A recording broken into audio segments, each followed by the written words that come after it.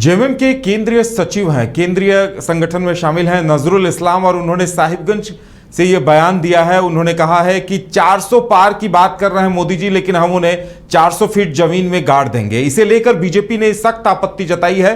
प्रतुल शाहदेव ने कहा है कि इस तरह की साजिशें रची जा रही हैं। वहीं जेएमएम ने भी इस बात पर सफाई दी है और अपने नेता के बयान का बचाव किया है, लेकिन कहीं ना कहीं राजनीति इस पर गर्मा गई है। हम आपको सुनाएंगे बयान क्या है। और इस वक्त हमारे साथ हमारे सहयोगी मदन है। मदन, इस बयान के बाद सियासत गर्मा गई है, दोनों ही तरफ से वार पलटवार शुरू हो गया है। लगता है अब इस बात की शिकायत चुनाव आयोग तक भी जाएगी। देखिए, चुनाव आयोग तक इसकी शिकायत पहुंच चुकी है। बीजेपी के नेताओं ने अपने अधिवक्ता के माध्यम से इस शिकायत को चुनाव आयोग तक पहुंचा दिया है। लेकिन ये जो लोकसभा का चुनाव चल रहा है, इस दौरान कई ऐसे बयान हैं जो सुर्खियों में आए हैं, और इस वक्त जो सबसे ज़्यादा चर्चा में है वो है यही जो साहिबगंज से जेएमएम के नेता हैं नजरुल इस्लाम, उनके द्वारा जो बयान दिया गया है उस पर बीजेपी ने कड़ी आपत्ति दर्ज की है और कहा है कि प्रधानमंत्री की हत्या की साजिश रची जा रही है।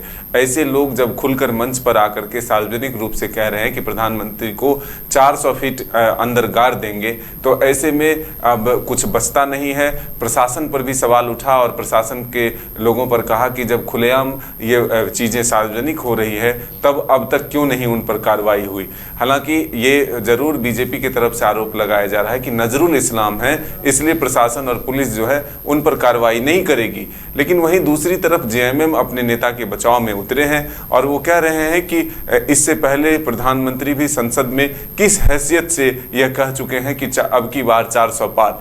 ऐसे में हमारे नेता जब चुनावी भाषण दे रहे होते हैं तो वो कह रहे हैं कि इस बार 400 फीट के अंदर भेजना है, तो इसमें कोई बड़ी बात नहीं है।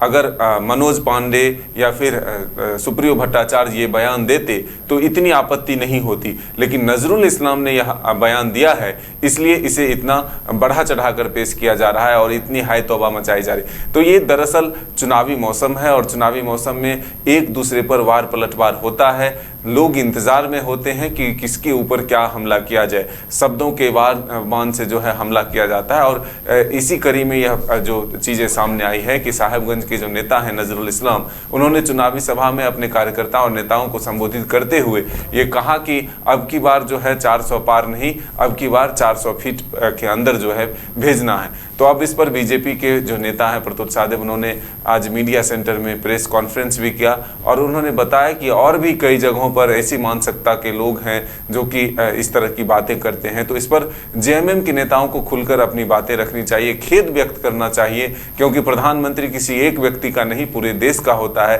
पद की गरिमा को समझना चाहिए और प्रधानमंत्री के जान को अगर खतरा है तो ऐसे लोगों से ही है। ऐसे में कड़ी कार्रवाई जो है प्रशासन को करनी चाहिए। बिल्कुल, और बयान पे सवाल उठ रहे हैं और जेएमएम जो बचाव में सफाई दे रही है उस पर भी सवाल उठ रहे हैं। आखिर क्यों इतनी आपत्ति बीजेपी ने जताई है, एक बार हम अपने दर्शकों को भी सुनाते हैं वो बयान। नरेंद्र मोदी की आत्मा में धीरे धीरे अब हिटलर बस रहा है। हिटलर जो है उसकी आत्मा में बस रहा है और चाहता है कि इस देश के संविधान को खत्म कर दिया जाए। और उसने नारा दिया है, अभी चूंकि लोकसभा का चुनाव हमारे सर पर है, उसने नारा दिया कि हम 400 के पार जाएंगे।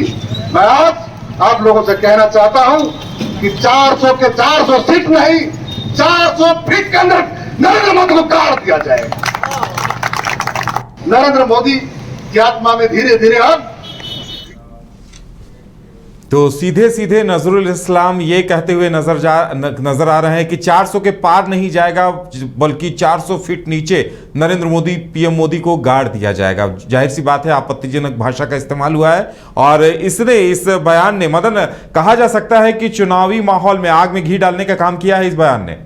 बिल्कुल, देखिए बीजेपी ने इसे जरूर आज मीडिया के सामने लाया और उस वायरल वीडियो को सार्वजनिक किया और कहा कि ऐसा नहीं है कि ये सिर्फ हमारे पास पहुंचा है, सभी के पास है, प्रशासन के पास भी पहुंचा है, जेएमएम के नेताओं के पास भी पहुंचा है। और प्रधानमंत्री के प्रति अगर इतनी नफरत है और ऐसी सोच है तो जरूर उन पर जो है एक सख्त कार्रवाई होनी चाहिए। जल्द से जल्द अगर प्रशासन कार्रवाई नहीं करती है तो फिर हम लोग सड़क पर उतर कर भी आंदोलन करेंगे, इसकी भी चेतावनी बीजेपी के नेताओं ने दी है। तो अब देखना होगा कि चुनाव आयोग तक यह पहुंचा मामला, इसमें क्या कुछ कानूनी कार्रवाई आगे बढ़ता है, इसका इंतजार रहेगा। चलिए मदन, हमारे साथ जुड़ने के लिए, जानकारी देने के लिए धन्यवाद। तो देखने वाली बात होगी कि इस पे आगे क्या कुछ कार्रवाई होती है।